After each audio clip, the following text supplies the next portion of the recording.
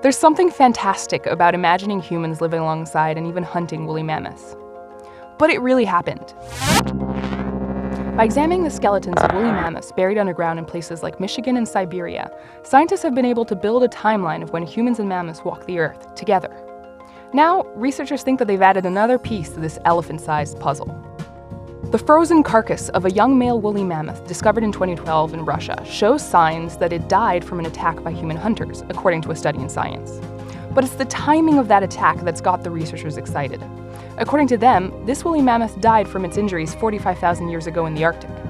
That means that humans were present in the Arctic much earlier than previously thought, about 10,000 years earlier to be precise. There's a lot of evidence that this mammoth died from human-induced injuries.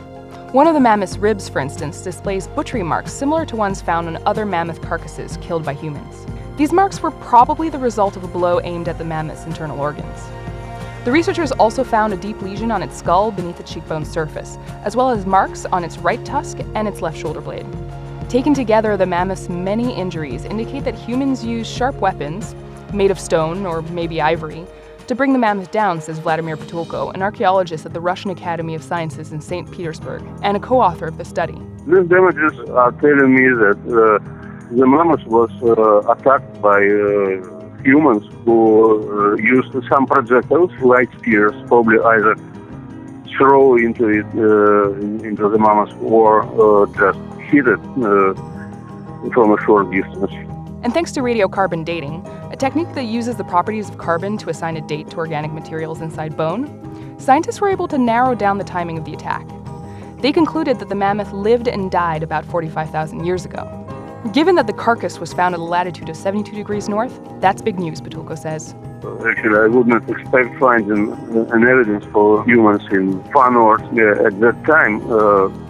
Because all sites of this age are limited by 55 degrees north.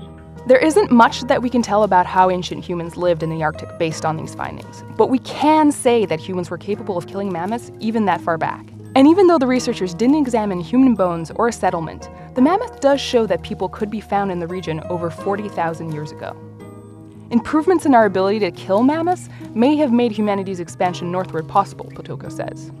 And now that we have evidence of human activity that far north, scientists might want to look for archaeological sites dating back to that period in the Arctic.